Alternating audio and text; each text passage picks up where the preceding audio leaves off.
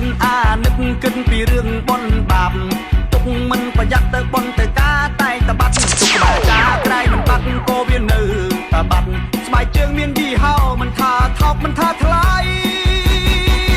ឡើងផ្ទះទៅដីចំមកគេលួចបាត់មានបត់ត្រាការសែនខួបកណើតបនជុំផុតខ្នាតនាំគ្នាទៅវត្ត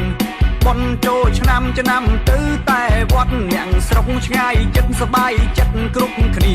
អាឡែងតែសបាយបននាំគ្នាឡើងវិហារចុះមកជើងទៅទេព្រោះគេលួចទៅបាត់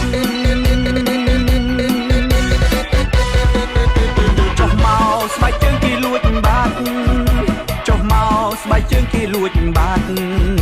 ចោលលួចស្បែកជើងសែនឆ្លាតគេបដូរអាកិច្ចចាស់ទុកអោ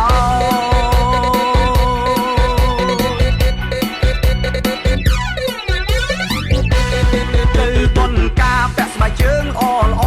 ទៅទិញថ្មីមករាប់ពាន់ម៉ឺនរៀលអ្នកខ្លះពាក់ស្បែកជើងមកកាចាចាំបដូរយកអាល្អទៅអួតគ្នាមិនថាស្បែកជើងប្រុសមិនថាស្បែកជើងស្រី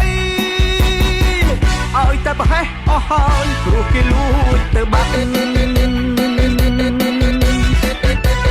ថឹកស្រាសើបតាមរកស្បែកជើងតាំងពីត្បូងដល់ជើងគ្មានសម្រាកបានម្ដងឃើញស្បែកជើងយើងនៅនឹងជើងគេពាក់ប្រឹងស្រែកឡើងភ្ញាក់សុំស្បែកជើងវិញផងគេស្រែកតបមកថាមិនបានលួចទេបងសំពះសុំទៅផងថាច្រឡំគ្នាទ